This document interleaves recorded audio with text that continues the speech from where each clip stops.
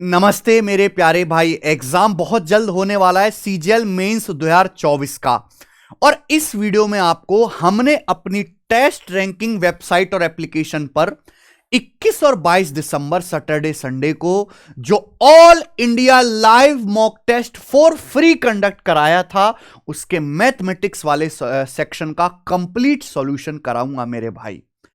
ठीक है बच्चों, 30 क्वालिटी वाले क्वेश्चंस हम लोग करेंगे। इससे पहले मैं अपने यूट्यूब चैनल टेस्ट रैंकिंग पर ऑलरेडी जो हमने पिछले 3 all India live test free कराए थे उनका सॉल्यूशन करवा दिया है मेरे भाई। जिन बच्चों का भी मींस का पेपर है, हम हर Saturday Sunday online test free करवाते हैं और बहुत अच्छे सवाल, बिल्कुल एग्जाम ओरिएंटेड क्वेश्चंस जो है हम उसमें डालते हैं। ठीक है मेरे प्यारे भाई, ये टेस्ट एकदम फ्री होता है। कोई भी बच्चा आके जो है सैटरडे संडे में इस टेस्ट को दे सकता है मेरे भाई, हमारी एप्लीकेशन टेस्ट रैंकिंग को डाउनलोड करके। ठीक है, चलो शुरू करते हैं आज की क्लास। कॉपी पेन लेके बैठो और मेरे साथ साथ क्वेश्चंस को सॉल्व करना, जो बच्चे पहली बार देख रहे हैं। ठीक है, जिन बच्चों ने ऑलरेडी टेस्ट दिया था एप्लीकेशन वो 2x 3x की स्पीड में इस वीडियो को देख लें। ओके बच्चों, आइए सवाल नंबर 1। यदि sec theta plus tan theta root पांच डॉट डॉट इनफाइनाइट है तो साइन थीटा क्या होगा? बच्चों आप अच्छी तरीके से जानते हैं। क्या जानते हैं? कुछ जानते हैं आप? अच्छा जानते हैं, ठीक है मेरे भाई। Sec theta plus tan theta, अरे ये सब क्या है? Sec theta plus tan theta क्या दिया है मेरे भाई आपको? Root five dot dot infinite. अगर किसी संख्या को बार बार रूट के अंदर लिखा जाए इनफाइनाइट बार तो रिजल्ट वही नंबर आ जाएगा 5। लेकिन आपसे साइन थीटा पूछा है। अच्छा मेरे भाई, अगर सेक प्लस टेन 5 है तो मुझे बताओ sec theta minus tan theta क्या होगा? दोनों एक दूसरे के उल्टे होते हैं, 1/5। यही आप बोलोगे सर। अगर मैं इनको जोड़ दूं तो सेक प्लस सेक क्या आ जाएगा? 2 सेक थीटा। 2 सेक थीटा कितना आएगा? जोड़ दिया, 5 प्लस 1/5 26/5। 2 से 26 मेरे दोस्तों आपका कट जाएगा, 13/5। तो सेक थीटा जो आएगा ना मेरे भाई वो 13/5 आ गया। और आप जानते हैं सेक होता है हाइपोटेनियस बटा बेस, तो परपेंडिकुलर क्या आ जाएगा? 13 5 12 13 ट्रिपलेट होता है। अगर कर्ण 13 है, आधार 5 है तो परपेंडिकुलर 12 हो गया। साइन थीटा पूछे, साइन थीटा होता है लंब बटे कर्ण, परपेंडिकुलर बटे हाइपोटेनियस। परपेंडिकुलर 12, हाइपोटेनियस 13, तो साइन थीटा आ गया 12/13। ठीक है, एक इजी लेवल का सवाल था मेरे भाई। इस मॉक टेस्ट का लेवल हमने रखा है इजी टू मॉडरेट। अगर आप इसमें 30 में से 26 प्लस क्वेश्चंस कर पाते हैं तो आपकी तैयारी बहुत अच्छी है मेरे भाई। एग्जामिनर कितना भी जोर लगा ले, इससे बढ़िया टेस्ट नहीं बना पाएगा। ये अधिकतम लेवल होगा मेरे भाई। सवाल नंबर 2। दो संख्याओं का गुणनफल 19,440 है। संख्याओं का एचसीएफ 18 है। बताइए ऐसी संख्याओं के कितने पेयर पॉसिबल हैं? अगर दो संख्याओं का एचसीएफ 18 है मेरे भाई तो संख्याएं जो होंगी 18x और 18y 18 से कटने वाली होंगी। लेकिन x और y क्या होगा? आपस में को प्राइम सहभाज्य। x और y में कुछ भी कॉमन नहीं होना चाहिए मेरे भाई। क्लियर है? आप बोलोगे यस सर। अब संख्याओं का प्रोडक्ट क्या आएगा? 18x गुणा 18y, यही दिया है संख्याओं का गुणनफल। तो संख्याओं का गुणनफल कितना दिया है सवाल में? 19,440। आप बोलोगे हां जी सर।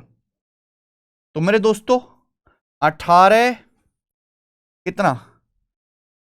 18 कम 18 और 0 18 144। ठीक है मेरे प्यारे भाई, आप बोलोगे हां सर।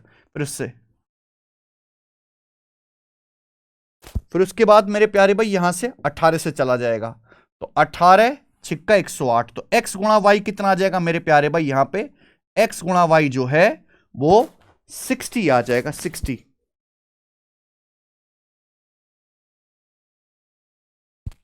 ठीक है भाई, चलो आपसे पूछा संख्याओं के कितने पेयर हैं।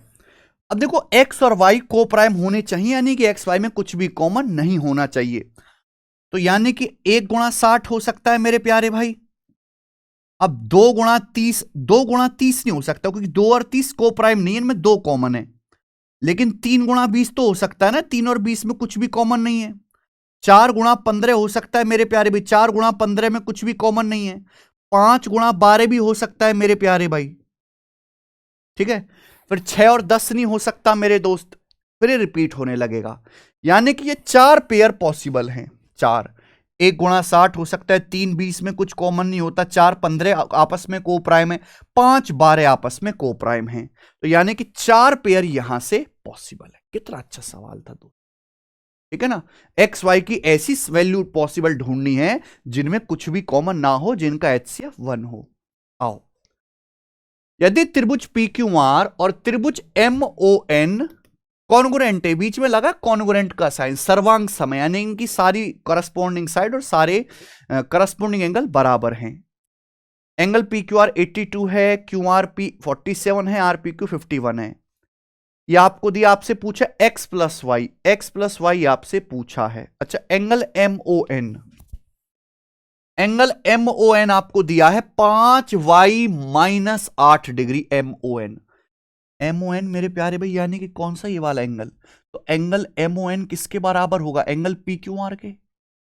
अगर कोण MON का मान दिया है तो बताओ MON की जगह कौन सा एंगल लिखाएगा, PQR। और एंगल PQR है कितना बेटे, 82 डिग्री, यानी कि 82 डिग्री आपका बराबर होना चाहिए एंगल MON, जो कि 5y - 8 डिग्री है। ठीक है, ये इधर आएगा तो 82 + 8 90, 90/5 18, तो y का मान आ जाएगा 18।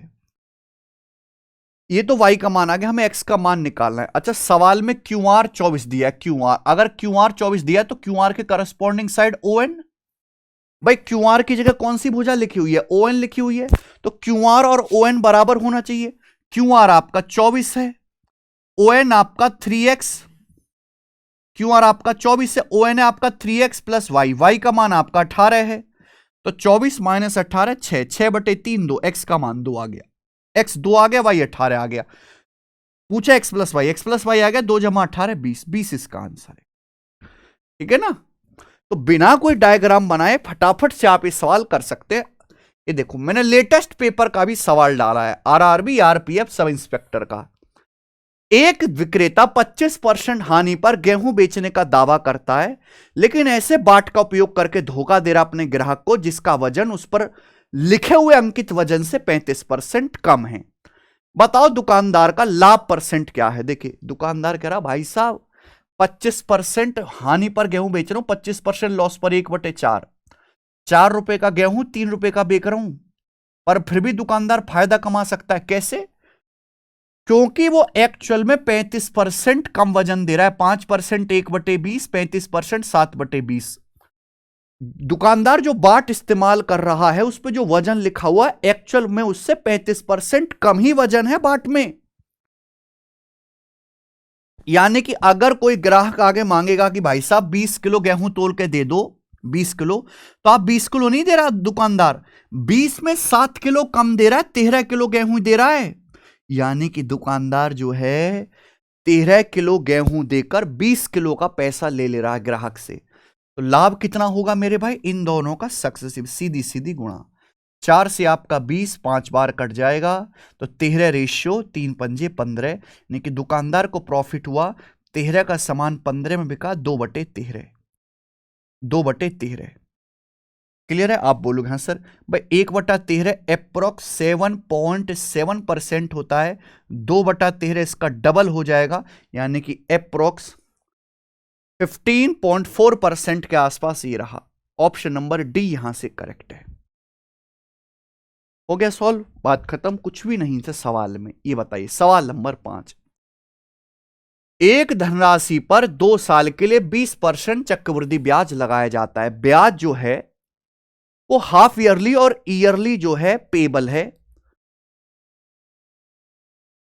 If it would fetch 964 more if the interest was payable half yearly then if it was payable yearly. अच्छा, अगर ब्याज वार्षिक की बजाय अर्धवार्षिक लगाया जाता तो 964 रुपए अधिक मिलते। आपसे पूछा प्रिंसिपल क्या है, बहुत आसान सवाल है।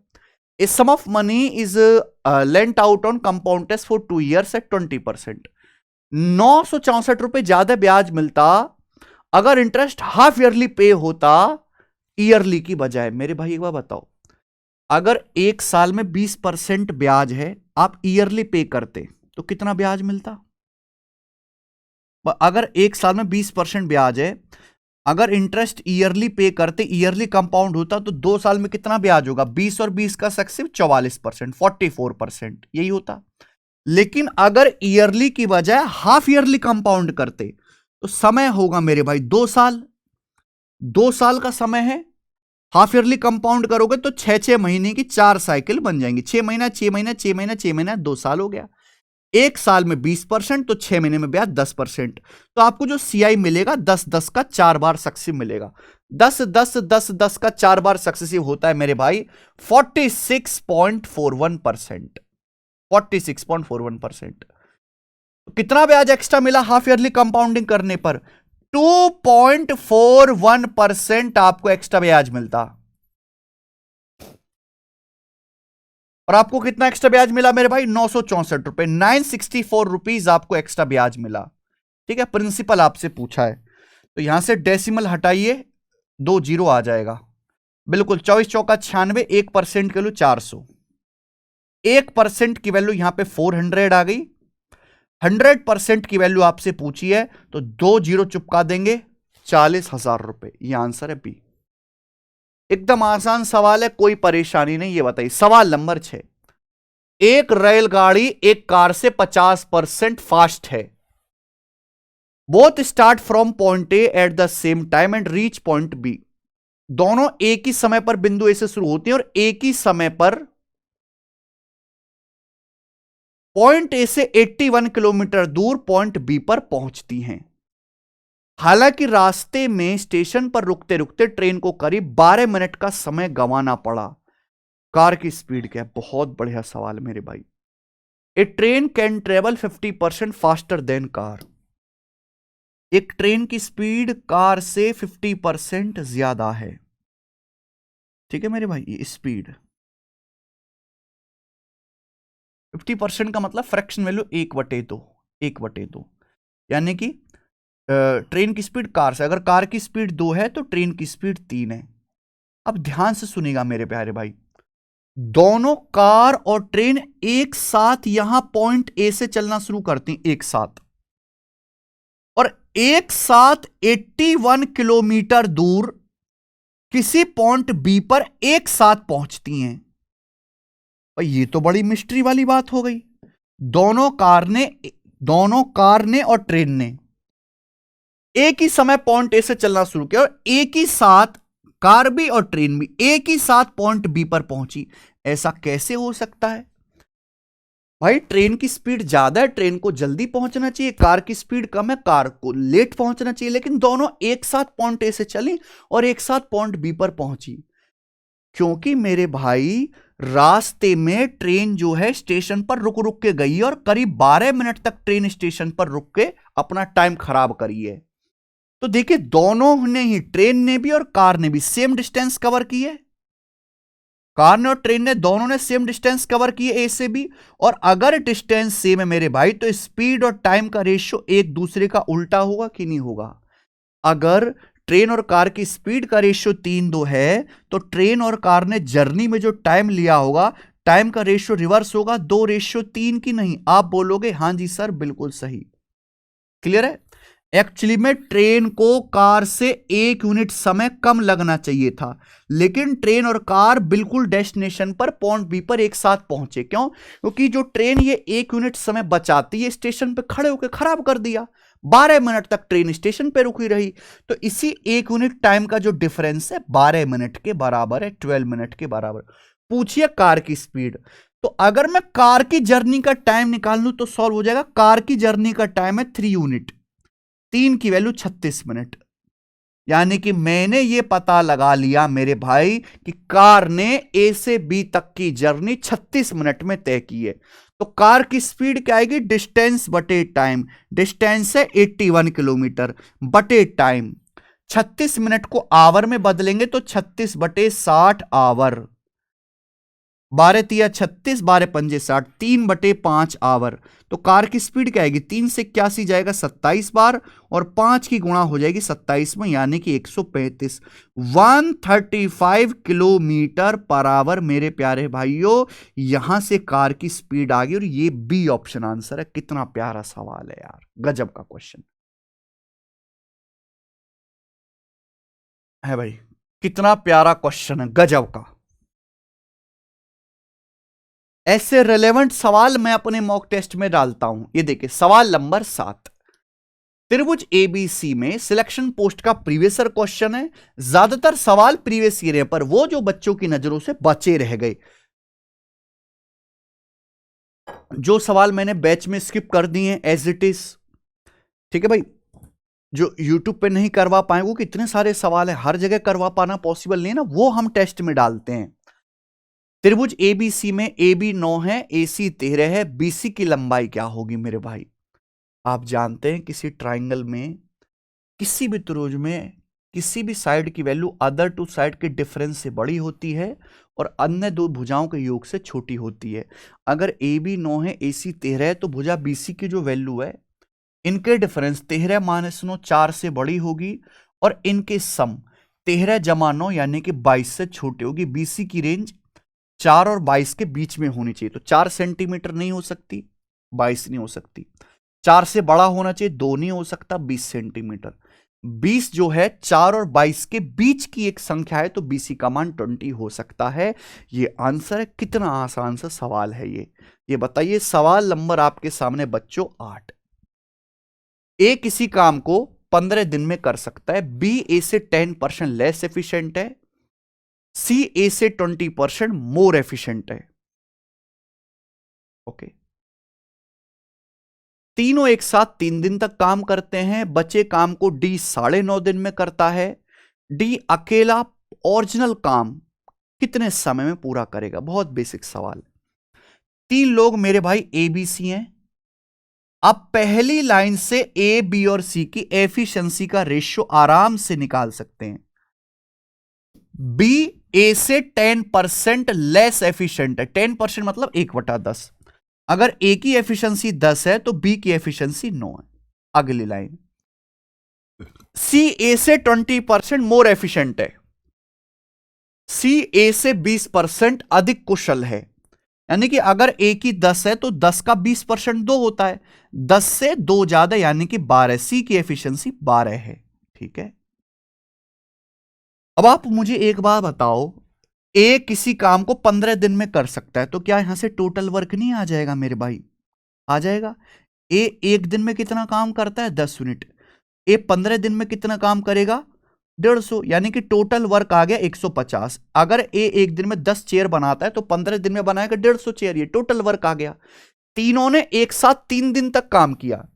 इन तीनों लोगों ने, ए बी और सी ने, एक साथ 3 दिन तक काम किया। अच्छा, तीनों लोग एक दिन में कितना काम करते हैं मेरे भाई? तीनों लोग एक दिन में 10, 9, 19 और 12, 31। तीनों लोग एक दिन में 31 यूनिट काम करते हैं। 3 दिन में कितना काम किया होगा मेरे प्यार भी? तीनों ने 93।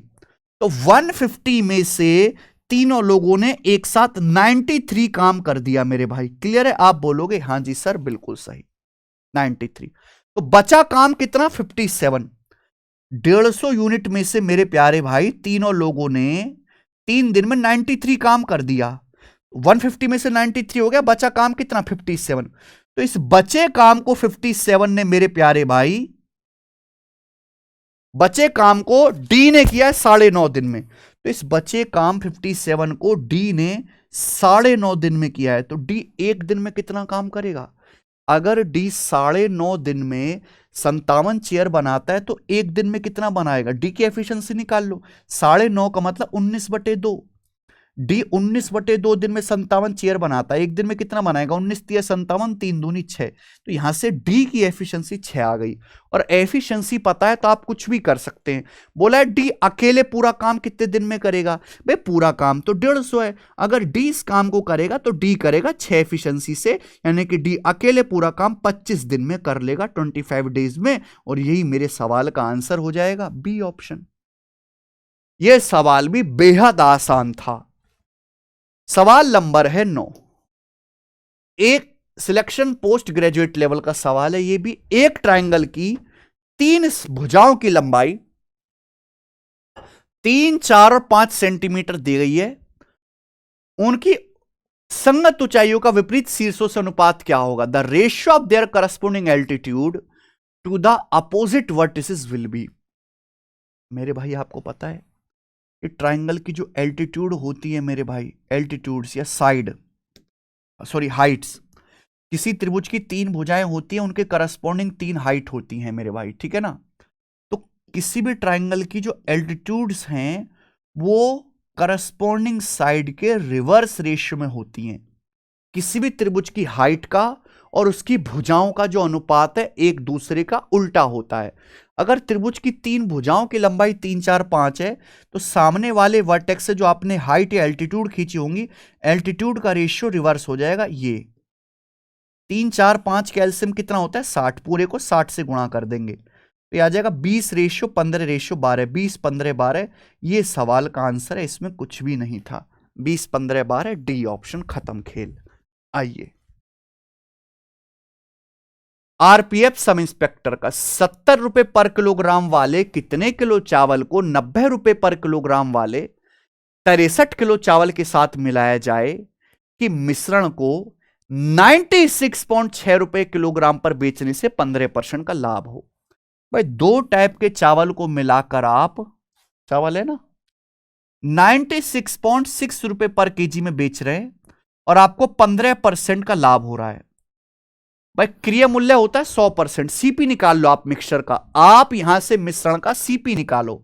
96.6 रुपए पर केजी में बेचने पर 15% प्रॉफिट हो रहा है, 115% की वैल्यू है।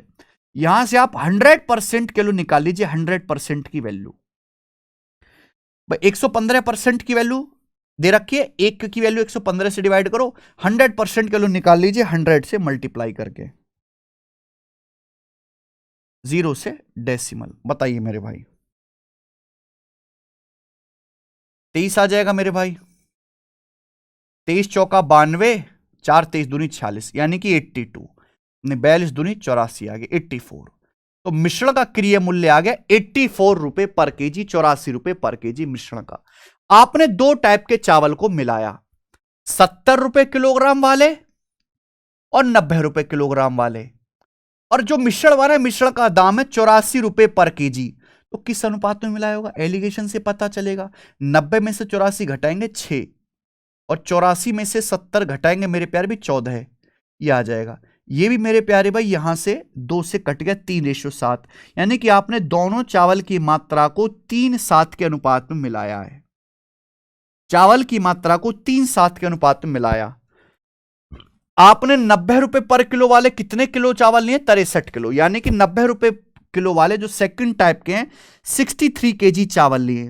तो 7 की वैल्यू 63 केजी है, 9 गुना, तो 3 की वैल्यू भी 9 गुना आ जाएगी मेरे भाई, 27 केजी। यानी कि आपने 70 रुपए पर केजी वाले कितने चावल मिलाए, 27 किलो चावल मिलाए हैं। ये आंसर है डी ऑप्शन,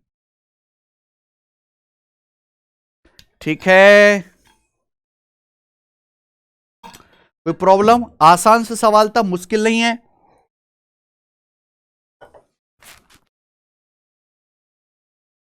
आइए, 22 सेंटीमीटर और 10 सेंटीमीटर त्रिज्या वाले 2 सर्कल के सेंटर के बीच की दूरी 37 है।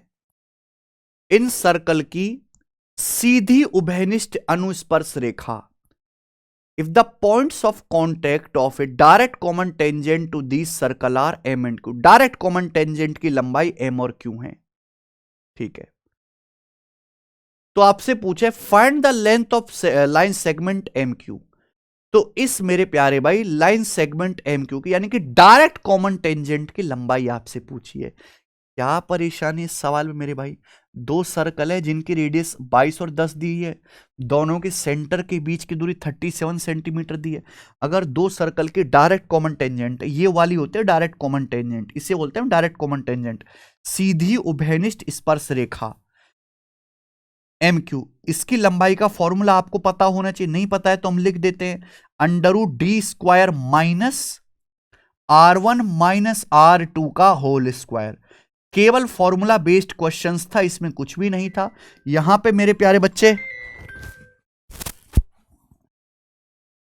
यहां पे मेरे प्यारे भाई, दोनों सर्कल के सेंटर के बीच की दूरी 37 है, रेडियस 22 और 10 है, तो 22 माइनस 10 12 का स्क्वायर, और 12 35 37 ट्रिपलेट होता है, 37 स्क्वायर माइनस 12 स्क्वायर कितना आ जाएगा 35। 35 सेंटीमीटर। ए ऑप्शन इस सवाल का बढ़िया आंसर है, मजेदार। ठीक है, आइए सवाल है बच्चों आपके सामने यहां पर 12। एक बड़े स्कूल के ऑडिटोरियम में अगर टीचर 16-16 विद्यार्थियों की पंक्ति बनाए तो 14 विद्यार्थी बचेंगे। 24-24 की पंक्ति बनाए तो 22 छात्र बचेंगे। अगर वे 25 की पंक्तियां बनाते तो 23 छात्र बचे रहेंगे।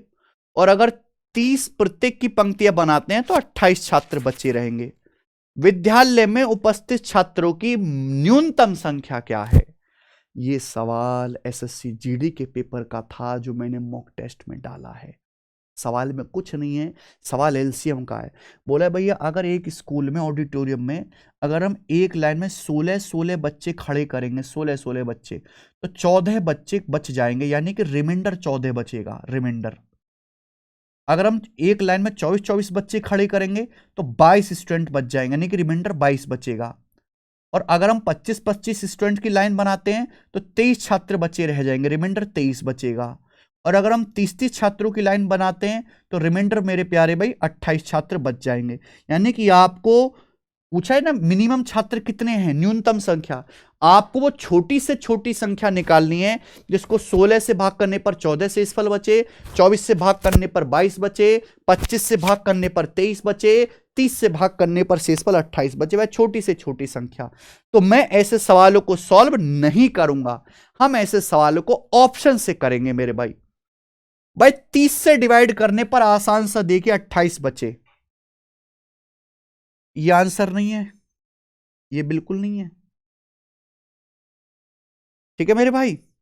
अब इनमें से इसको अगर मैं 30 से भाग करूंगा मेरे प्यारे भाई तो कितना कर लेते हैं, 11 नहीं 25 से भी अगर मैं करके देखूं, 25 से भाग करने पर 23 शेषफल बचना चाहिए। अगर मैं इसको 25 से भी भाग करूंगा तो 89, ये नहीं 23 नहीं बचेगा मेरे प्यारे भाई। क्लियर है? 25 या 75, 75 के बाद आपका कितना बच जाएगा, 14। ये नहीं है, ये वाला ऑप्शन आंसर आ जाएगा 1198। 1198 क्लियर है? अगर 1198 में लास्ट के दो डिजिट 98 है, 98 को 25 से भाग करूं, 25 या 75 क्या बच जाएगा, 23 बच जाएगा रिमाइंडर। और अगर मैं इसको 30 से भाग करता हूं, 30 से 1200 हो जाएगा कंप्लीट, ये 1198, रिमाइंडर 2 बचेगा। 30 से भाग करने पर रिमाइंडर -2 बचने का मतलब है -2 बचेगा ना, या 28 बचना। बिल्कुल ठीक है, 1198। तो हम ऐसे सवालों को सॉल्व नहीं करते हैं, हमेशा ऑप्शन से ऐसे सवालों को उड़ाते हैं। आगे देखिए सवाल नंबर 13, बहुत बढ़िया सवाल, आरपीएफ सब इंस्पेक्टर का।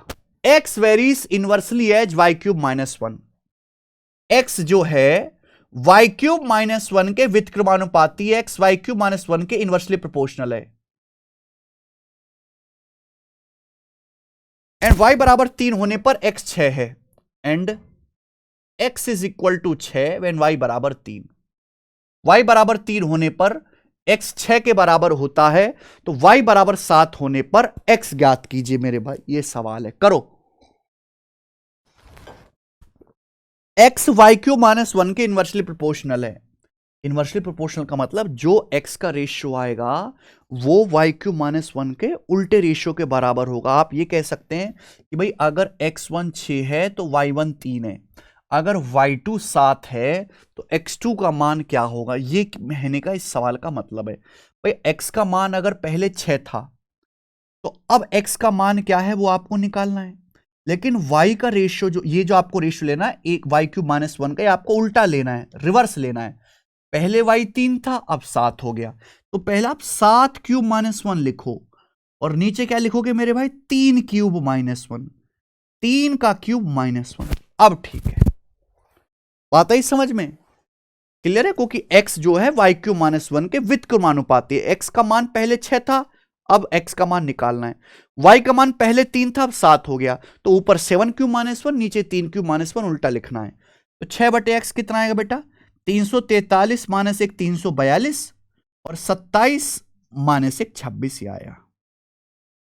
कुछ कट रहा है तो काट लो, ठीक है भाई। 6 से कट गई है, 6 से 6 पंजे 30, 6 सत्ते 42, एक्स का मान आ गया 26/57, उल्टा कर लेंगे 26/57 एक्स की वैल्यू है, और यही सवाल का आंसर भी आ जाएगा बी ऑप्शन, एकदम ठीक है। समझ में आ गई बात? आप बोलोगे यस सर। सवाल नंबर 14 बोट एंड स्ट्रीम का सवाल है, देखिए जल्दी जल्दी मैं आपको करवा रहा हूं।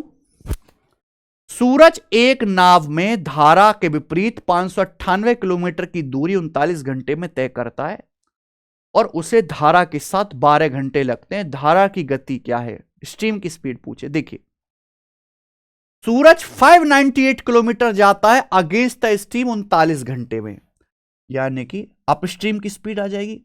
आप 598 किलोमीटर जाते हो मेरे दोस्तों अप स्ट्रीम 39 घंटे में, तो अप स्ट्रीम की स्पीड क्या है? 13 चौका 52, 7 13 चिंग 78, 13 तिया 39, 46/3 अप स्ट्रीम की स्पीड आ गई। और धारा के साथ यानी कि डाउनस्ट्रीम जाने में 598 किलोमीटर धारा के साथ 12 घंटे लगते हैं, तो ये डाउनस्ट्रीम की स्पीड आ गई। एक काम करते हैं, जब सवाल के आंसर मुझे साफ साफ दिख रहा है एप्रोक्स है तो एप्रोक्स ले लो भाई। 46/3 क्या है? 46/3 का मतलब 15.33 आ गया अप स्ट्रीम की स्पीड। डाउन स्ट्रीम की स्पीड क्या है मेरे प्यारे भाई? 598 किलोमीटर अगर धारा के साथ जाते विद द स्ट्रीम जाते तो 12 घंटे लगते हैं, तो ये कितना आ जाएगा मेरे भाई? 600 होता तो 50 बार जाता, ये 50 - 2/12 है, यानी कि 1/6, यानी कि 49.84 ऐसे होता है बेटा, जल्दी भाग। आप कहोगे सर कैसे? देखो 598 की बजाय अगर 600 होता तो 50 बार जाता, लेकिन ये 2 कम है। अब 2/12 होता है 1/6, 1/6 होता है 0.1666, तो मैंने 50 में से 0.16 माइनस कर दिया। ये डाउन स्ट्रीम हो गया, ये अप स्ट्रीम हो गया। आपसे पूछा करंट की स्पीड, करंट की स्पीड का मतलब दोनों को घटा के आधा कर दो भाई। आप इसमें से इसको घटाइए मेरे भाई, जब आप इसमें से इसको घटाएंगे तो कितना आएगा?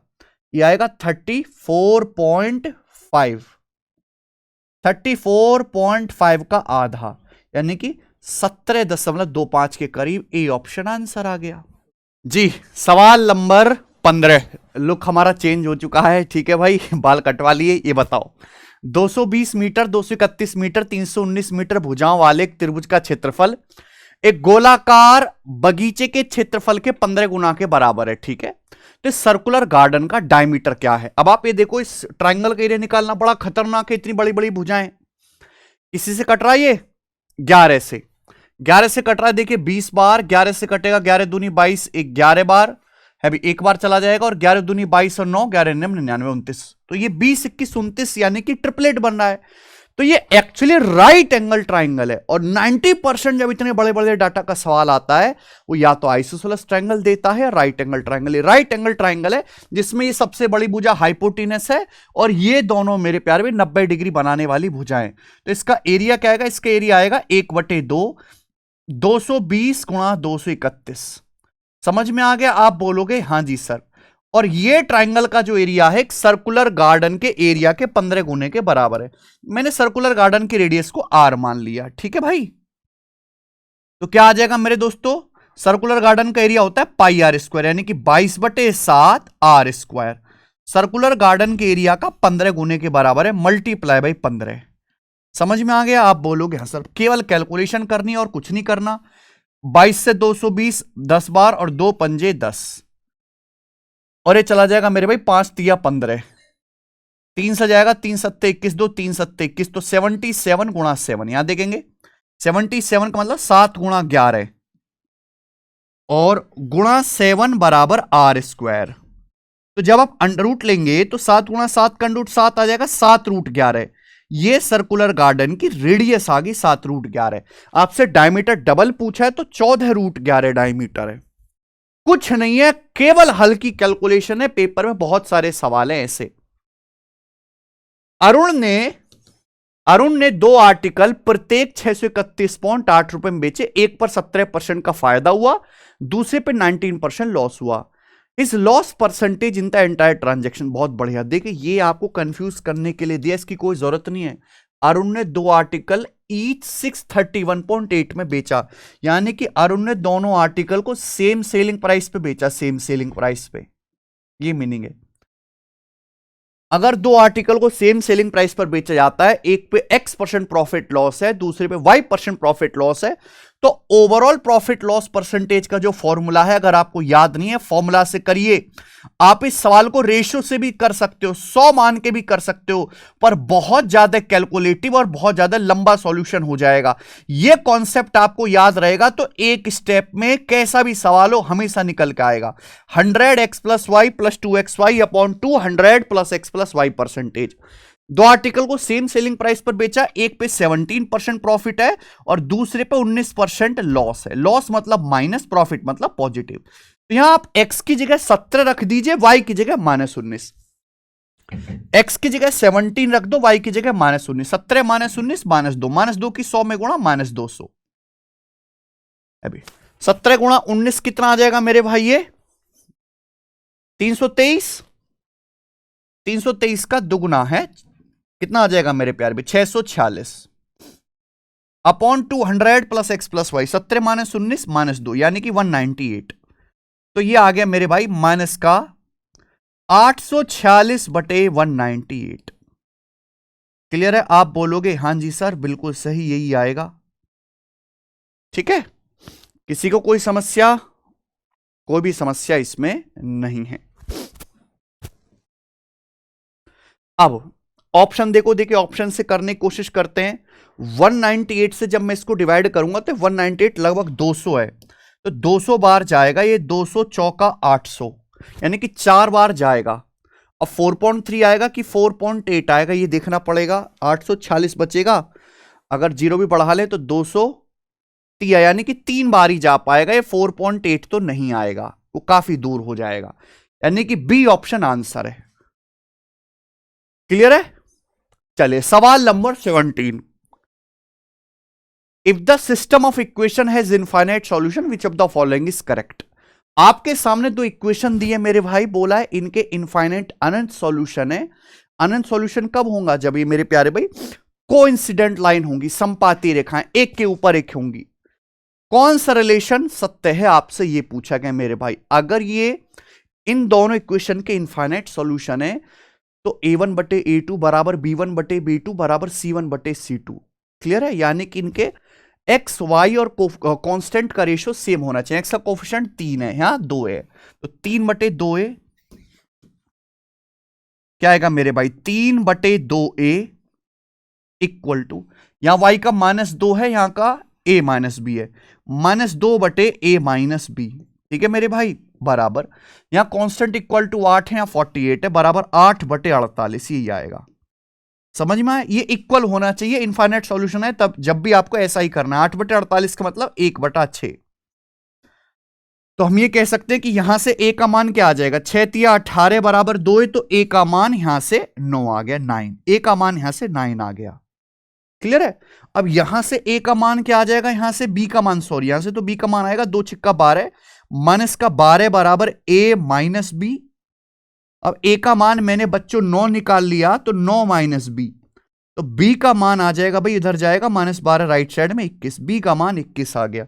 तो a 9 है, b 21 है। कौन सा करेक्ट है भाई? पॉजिटिव को जोड़ के 0 तो नहीं आएगा, ये भी नहीं है, यानी कि बी ऑप्शन है। a की जगह अगर 9 रखते हैं तो 9 × 7 = 63, बी की जगह 21 रखते हैं तो 21 × 63। ये left side right side equal है, बी ऑप्शन। ठीक है, चलिए आरआरबी आरपीएफ सब इंस्पेक्टर का बहुत बेहतरीन सवाल। निधि ने 9600 रुपए इन्वेस्ट किया 15% ब्याज की दर से, जो एनुअली कंपाउंड होता है। अगर n साल के बाद 12,696 रुपए अमाउंट रिसीव हुआ है तो बताइए n का मान क्या है। ये समय निकालने वाला सवाल है और कई सारे तरीके करने के होते हैं। आप अप्रोक्सीमेशन भी कर सकते हो, पूरा भी कर सकते हो। देखिए ब्याज की जो दर है मेरे भाई, वो एक साल में कितना ब्याज है? 15%, और 15% की फ्रैक्शन वैल्यू होती है 3/20। अगर ब्याज की दर 3/20 है तो आप मुझे बताओ मल्टीप्लाइंग फैक्टर क्या आएगा? एक साल में 20 रुपए पर 3 ब्याज है, तो अमाउंट कितना बन जाएगा? 23। ये एक साल का मल्टीप्लाइंग फैक्टर है। हर एक साल में आपका पैसा 23/20 गुना हो गया। समझ में आया? निधि ने 9600 रुपीज, 9600 रुपए इन्वेस्ट किए और ये 9600 मेरे भाई 12,696 बन गए, 12,696। क्लियर है? आप बोलोगे हाँ जी सर बिल्कुल सही, यही हो गया। तो आप मुझे एक बात बताओ, ये मल्टीप्लाइंग फैक्टर की कितनी पावर है, कितने गुना हो गया? 9600 का प्रिंसिपल 12,696 अमाउंट बन गया। बताइए कितने गुना हुआ? 2 3 6 9, ये 12 से चला जाएगा मेरे भाई, 12 अट्ठे 96 और 12 एकम 12, 0, 12 पंजे 60 और 8, 12 छिकम 96। ठीक है, अट्ठे सॉरी 12 अट्ठे, 2 से फिर कट रहा है, हाँ 2 से फिर कट जाएगा मेरे प्यारे भाई, तो बन जाएगा 529 और नीचे 800 को 2 से काट लेंगे 400, तो 529/400 आ गया। हर एक साल का मल्टीप्लाइंग फैक्टर 23/20 है। हर एक साल में आपका पैसा 23/20 गुना होगा। ये 529/400 है, 23/20 का स्क्वायर, पावर 2 हो गया। मल्टीप्लाइंग फैक्टर की पावर 2 हो गया। 9600 अगर 12,696 हुए हैं तो मल्टीप्लाइंग फैक्टर की 2 बार गुणा करनी पड़ी है बच्चों, पूरी की पूरी 2 बार, यानी कि 2 बार गुणा करनी पड़ी है। तो समय कितना लगा होगा? 2 साल। अगर एक साल में आपका पैसा 23/20 गुना हो रहा है तो इसका मतलब है अगर मल्टीप्लाइंग फैक्टर की पावर 2 है तो समय 2 साल लगेगा मेरे भाई। ठीक है, इजी सवाल है, मुश्किल नहीं है ये। ऐसे बहुत सारे सवाल आए रिसेंट। 3 पार्टनर एक बिजनेस में 6-3-2 के अनुपात में पैसा इन्वेस्ट किया, 7 महीने, 4 महीने और 3 महीने के लिए पैसा इन्वेस्ट किया है। प्रॉफिट का रेशियो, यार ये देखिए कितना आसान सवाल है भाई। किसी भी बिजनेस में जो प्रॉफिट होता है वो डायरेक्टली इन्वेस्टमेंट गुणा टाइम के रेशियो में बांटा जाता है। अगर 3 पार्टनर हैं, उन्होंने 6-3-2 के रेशियो में पैसा इन्वेस्ट किया है, कितने महीनों के लिए मेरे प्यारे भाई?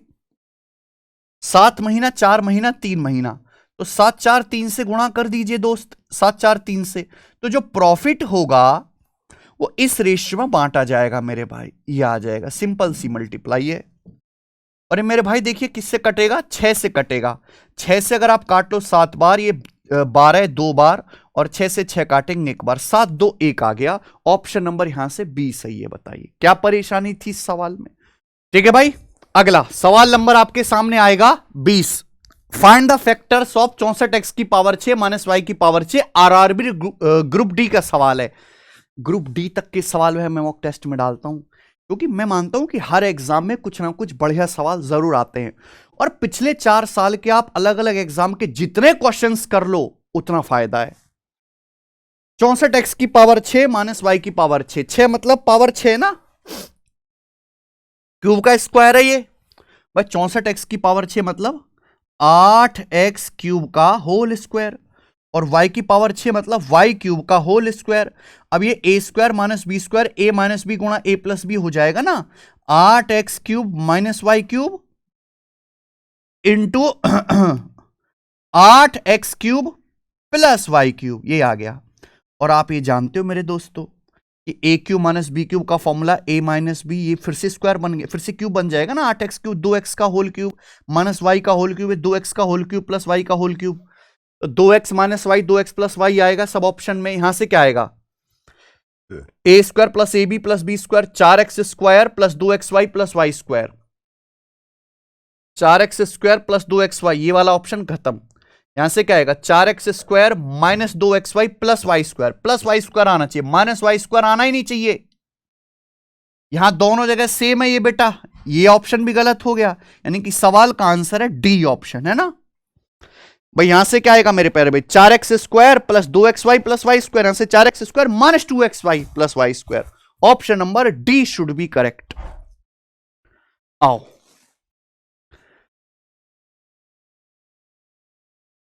A student's final grade is determined by their final examination. Scores weighted at 60% and a final project score weighted 40%. If the student scores 75 in final exam and 90 in the project, final grade of the student. बहुत बढ़िया। देखो, एक student का जो final grade बनता है वो 2 चीजों पे बनता है। एक तो भाई उसकी जो फाइनल जो उसका एग्जाम हुआ है, फाइनल एग्जाम में उसने क्या स्कोर किया है, और दूसरा मेरे प्यारे भाई जो उसने प्रोजेक्ट किया, उसमें प्रोजेक्ट में उसने क्या स्कोर किया, जो उसने प्रोजेक्ट वर्क किया है, ठीक है ना, प्रोजेक्ट। क्लियर है? आपके फाइनल एग्जाम में क्या स्कोर है, और आपने जो प्रोजेक्ट बनाया उस प्रोजेक्ट का क्या स्कोर है। और इनका वेटेज है 60% और 40%। मान लीजिए कि जैसे 60 नंबर का मेरे प्यारे भाई आपसे 60 नंबर का आपसे फाइनल एग्जाम है, और 40 नंबर का आपके प्रोजेक्ट का वर्क है, 40 नंबर का, ठीक है।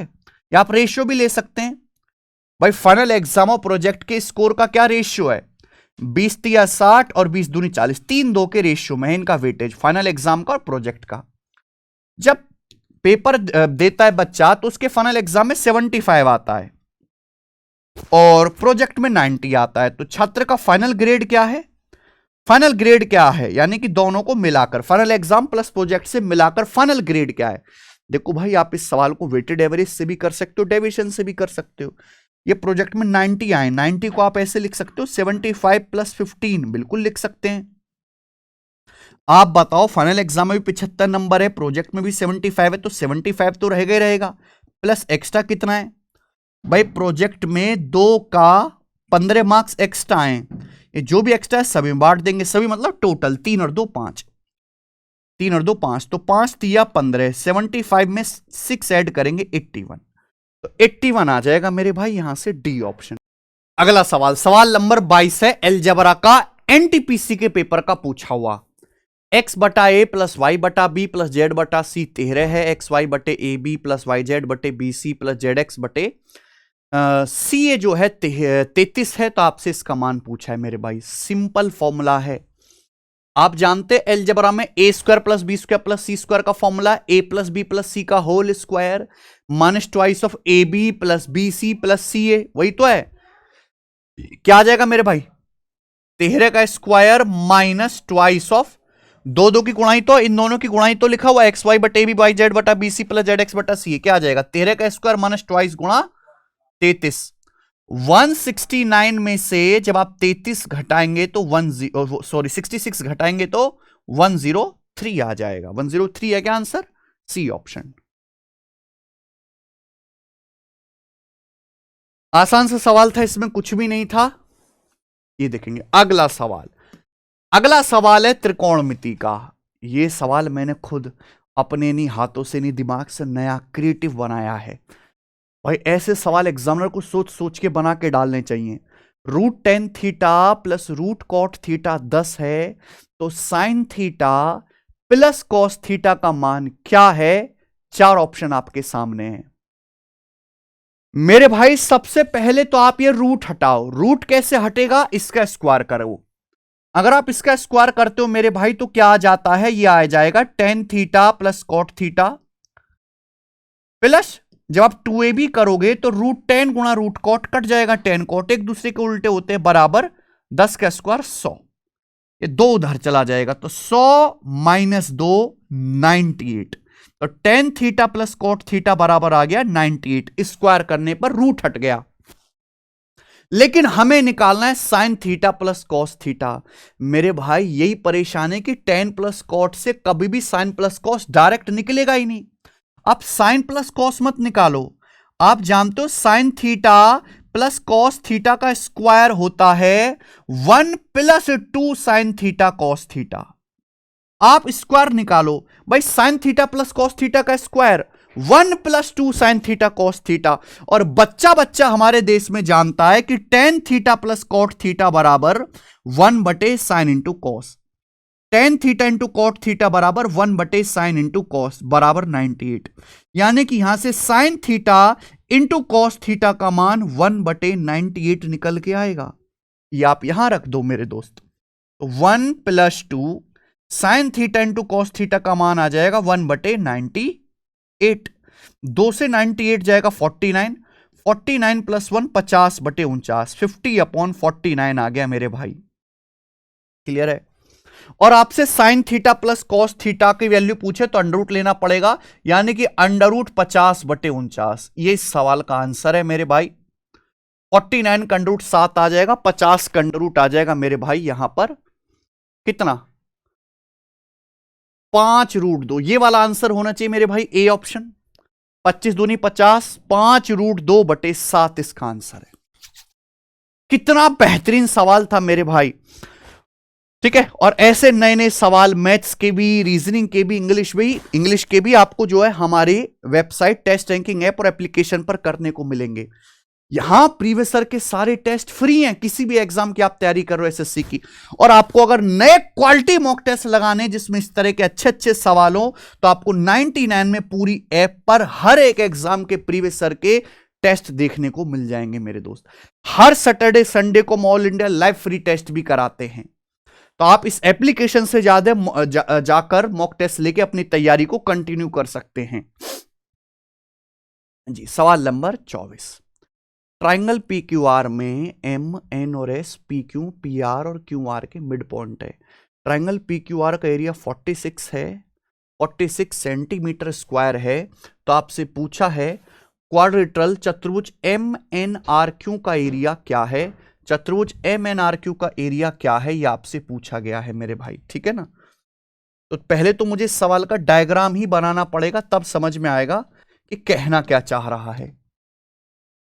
त्रिभुज पी क्यू आर में ये ट्रायंगल बन गया मेरे दोस्तों पी क्यू और आर। इस त्रिभुज में पी क्यू का मिड पॉइंट एम है और एन जो है पी आर का मिड पॉइंट है और एस जो है क्यू आर का मिड पॉइंट है। मिड पॉइंट हो गया मेरे भाई, ये मध्य बिंदु हो गया। सवाल में आपसे पूछा है एम एन आर क्यू का एरिया, इसको मिला दीजिए, ये एम एन आर क्यू, इसका एरिया आपसे पूछा है। अगर यहां पे पूरे ट्रायंगल का एरिया 46 है तो भाई ये बहुत आसान सवाल है, कुछ भी नहीं है, ये मिड पॉइंट है।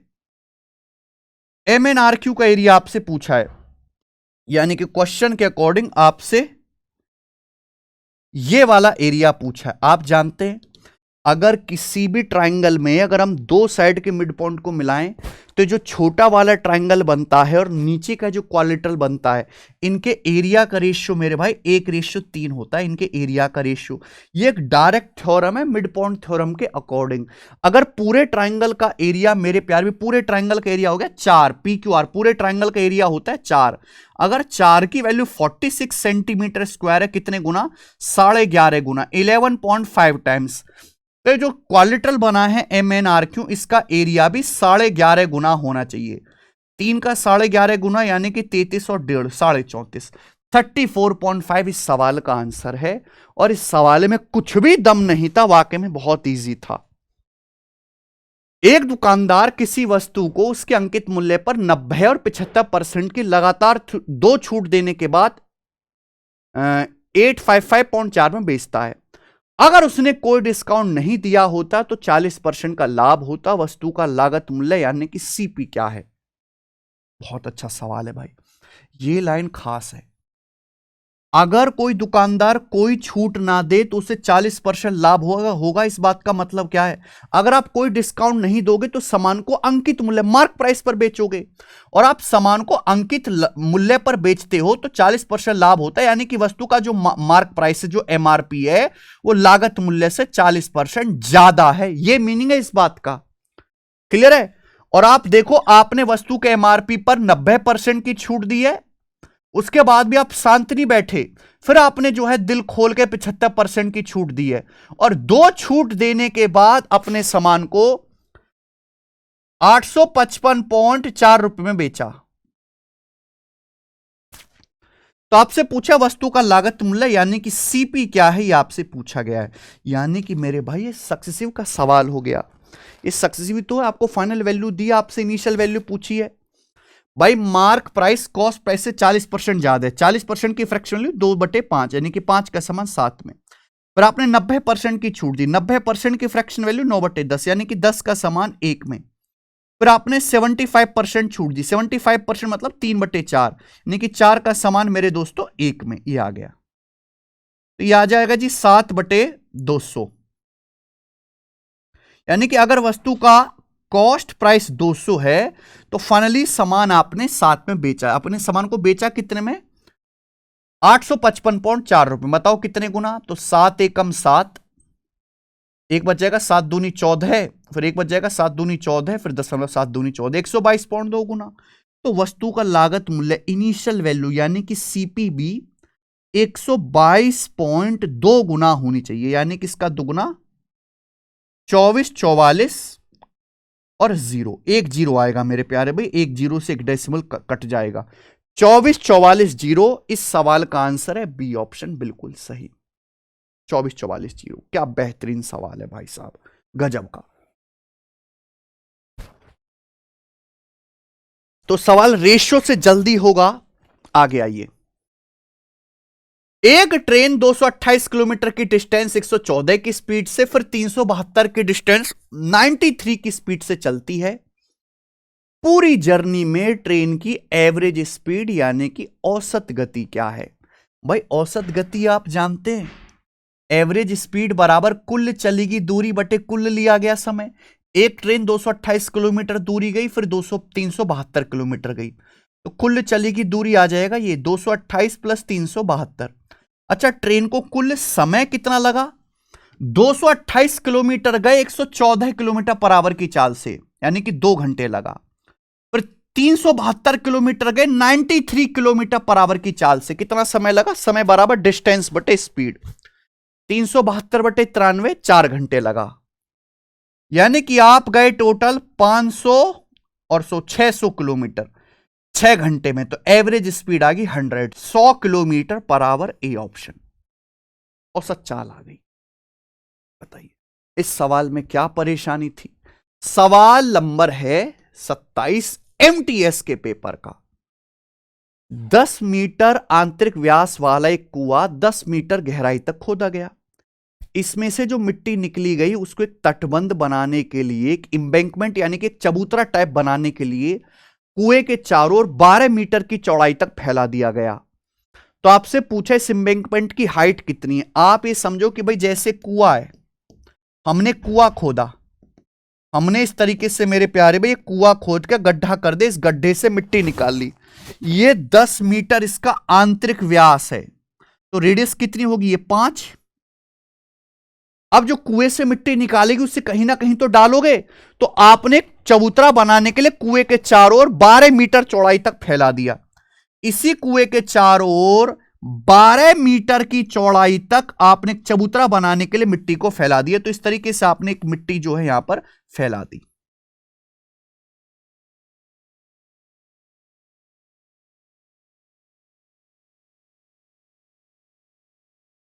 ठीक है बच्चों, समझ में आई बात? आप बोलोगे यस सर, यानी कि ये जो है कुएं के चारों ओर एक चबूतरा टाइप का आपका बन जाएगा, ये वाला बन जाएगा। और ये कैसा होगा मेरे दोस्तों? ये होलो सिलेंडर की फॉर्म में होगा, ऐसे समझिए कि खोखला बेलन की फॉर्म में होगा।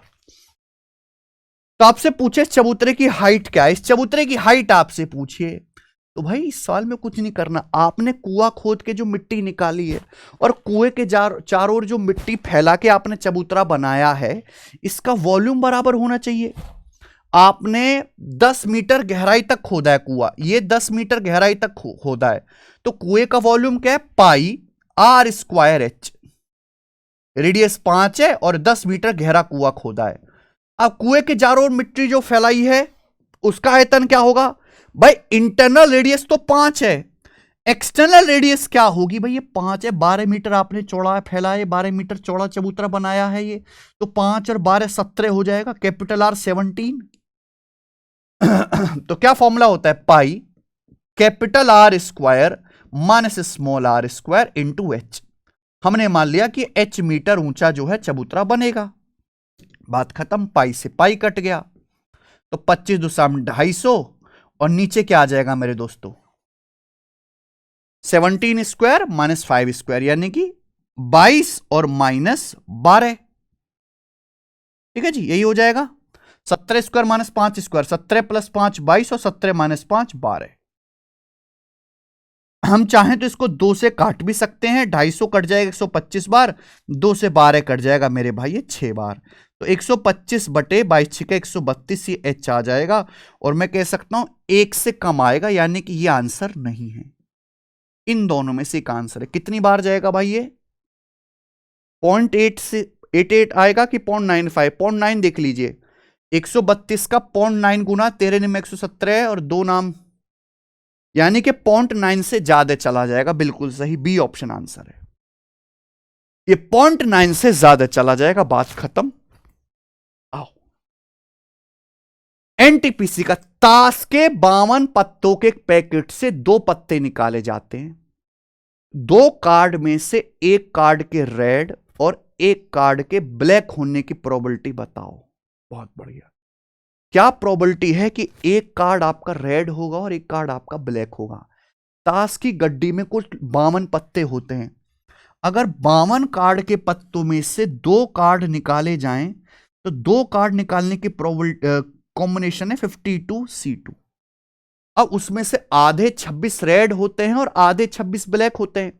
अगर 26 रेड कार्ड में से एक कार्ड निकलेगा तो उसकी प्रोबेबिलिटी है 26C1 मल्टीप्लाई 26 ब्लैक कार्ड में से एक कार्ड निकलेगा तो उसके फेवरेबल कॉम्बिनेशन है 26C1। तो 26C1 मतलब 26 गुणा 26 और नीचे 52C2 का मतलब मेरे प्यारे में 52 और 52 से 1 कम 51/2। ठीक है ना?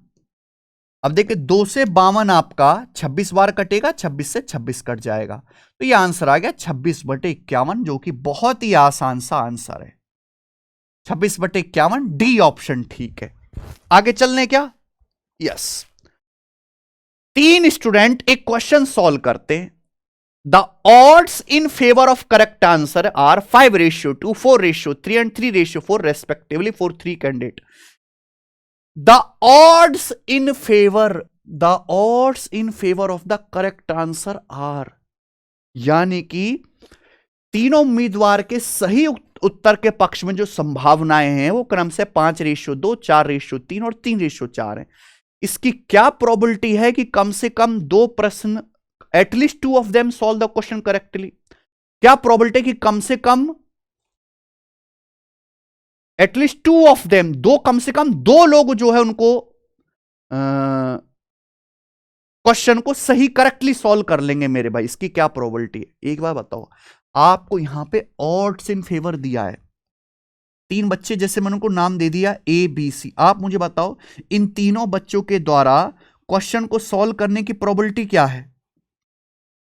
ऑड्स इन फेवर दिया है, यानी कि टोटल अगर 7 कॉम्बिनेशन है तो 5 केसेस में वो सॉल्व कर लेगा, यानी कि 5/7। इसकी आ जाएगी 4/7, इसकी आ जाएगी 3/7। ये प्रोबेबिलिटी आ गई क्वेश्चन को तीनों छात्रों द्वारा अलग अलग करेक्ट सॉल्व करने की। बोला है क्या प्रायिकता है कि कम से कम 2 जो हैं प्रश्न को सही ढंग से हल कर लेंगे? कम से कम 2 बच्चे। कम से कम 2 बच्चों का क्या मतलब है भाई? या तो 2 बच्चे सॉल्व कर ले, या तो 2 बच्चे सॉल्व कर ले मेरे प्यारे भाई, या तीनों बच्चे सॉल्व कर ले। कम से कम 2 या फिर तीनों के तीनों बच्चे सॉल्व कर लें। अब कम से कम 2 बच्चे सॉल्व करने का मतलब कोई भी 2 हो सकते हैं। अगर सपोज ए और बी ने सॉल्व कर लिया, ए के सॉल्व करने की प्रोबेबिलिटी 5/7 है, बी के सॉल्व करने की 4/7 है। ठीक है मेरे प्यारे भाई? और सी ने सॉल्व नहीं किया तो सी के सॉल्व ना करने की प्रोबेबिलिटी कितनी आ जाएगी? 1 - 3/7, 4/7। इसी तरीके से माना बी और सी ने सॉल्व किया, बी और सी ने सॉल्व किया तो बी के सॉल्व करने की 4/7 है, सी के सॉल्व करने की 3/7 है। और मेरे प्यारे भाई ए ने सॉल्व नहीं किया तो ए के सॉल्व ना करने की 2/7 है। प्लस मान लेते हैं मेरे प्यारे भाई ए और सी ने सॉल्व किया और बी ने सॉल्व नहीं किया तो ए के सॉल्व करने की 5/7 है, सी के सॉल्व करने की 3/7 है और बी के सॉल्व ना करने की मेरे प्यारे भाई 3/7 आ जाएगी। ये कम से ये दो बच्चों के क्वेश्चन को सॉल्व करने की प्रोबेबिलिटी है। और अगर तीनों के तीनों ही सॉल्व करते हैं, ए बी सी तीनों के तीनों बच्चे कर लेते हैं तो सॉल्व करने की 5/7 गुणा 4/7 गुणा 3/7, 5/7 गुणा 4/7 गुणा 3/7, ये आपकी प्रोबेबिलिटी आएगी मेरे भाई। ये आंसर आएगा। हालांकि मैंने बहुत ज्यादा लिख के बताया है, ये /7/7 आपको लिखने की जरूरत नहीं थी, मैंने ज्यादा ही लिख के आपको समझा दिया। नीचे 343 आना है, ऊपर क्या आएगा मेरे दोस्तों? 16 पंजे 80, 4 तिया 12 दूनी 24, 3 तिया 9 पंजे 45 और 5 चौक 20 तिया 60, तो आ जाएगा मेरे दोस्तों 140 प्लस 69 यानी कि 209। 209/343 इस सवाल का आंसर है। 209/343। ऑप्शन नंबर यहां से सी करेक्ट है। Very nice question. आप ये बटे 7 ना लिख के केवल ऊपर वाला भी चेक करते तो भी ठीक हो जाता। आगे चलते मेरे भाई, लास्ट सवाल है मेरे भाई, स्मॉक टेस्ट का लास्ट सवाल। Find the median of data. इस डाटा की माध्यिका ज्ञात कीजिए। माध्यिका मतलब बीचों बीच की संख्या। कितने डाटा है? 1 2 3 4 5 6 7 8 9 10। 10 डाटा है। अगर 10 डाटा है तो बीचों बीच में आएगा 5वां नंबर और मेरे भाई 6ठा नंबर। तो मुझे यहां पे 5वां नंबर और 6ठा नंबर निकालना है। बढ़ते क्रम में लिखो। सबसे छोटा है 11, फिर उससे बड़ा मेरे दोस्तों आपको दिख रहा है यहां पे 15, फिर आपको दिख रहा है यहां पर 16, फिर यहां पर दिख रहा है 17, 17 के बाद आपको दिख रहा है मेरे दोस्तों 19 और 21। यानी कि 19 और 21 5वां और 6ठा नंबर आएगा। 19 और 21 ये आएगा ना। 11 15 16 17, उसके बाद तो मुझे 19 और 21 से दिखाई दे रहा है। ये 5वां और 6ठा नंबर है। इनका जो एवरेज होगा वो ये आपका मीडियन होगा। 19 और 21 के बीच में आता है 20, यानी कि 20 इस डाटा की मीडियन है। ऑप्शन नंबर ए करेक्ट है। बहुत आसान सा सवाल है, बिल्कुल भी मुश्किल नहीं है दोस्त। लेटेस्ट आया था। तो भाई ये था आपका complete all India live mock test 4 का सॉल्यूशन। आपको ये सॉल्यूशन कैसा लगा? आपको सवालों का लेवल कैसा लगा? आपने यहां से क्या सीखा? मुझे कमेंट्स में जरूर बताएं। और जो बच्चे मेंस की तैयारी कर रहे हैं उनके साथ इस मॉक टेस्ट को जरूर शेयर करें। हम अगले संडे भी इस बार की तरह एक ऑल इंडिया लाइव टेस्ट करवाएंगे, आप उसको भी जरूर देखिएगा। हमारे चैनल को सब्सक्राइब कर लो, क्योंकि किसी भी मॉक टेस्ट का सॉल्यूशन यहीं पर आपको देखने को मिलेगा, जो भी हमारी एप्लीकेशन पे आता है मेरे भाई। ठीक है, इतना ही मेरे प्यारे भाई, धन्यवाद।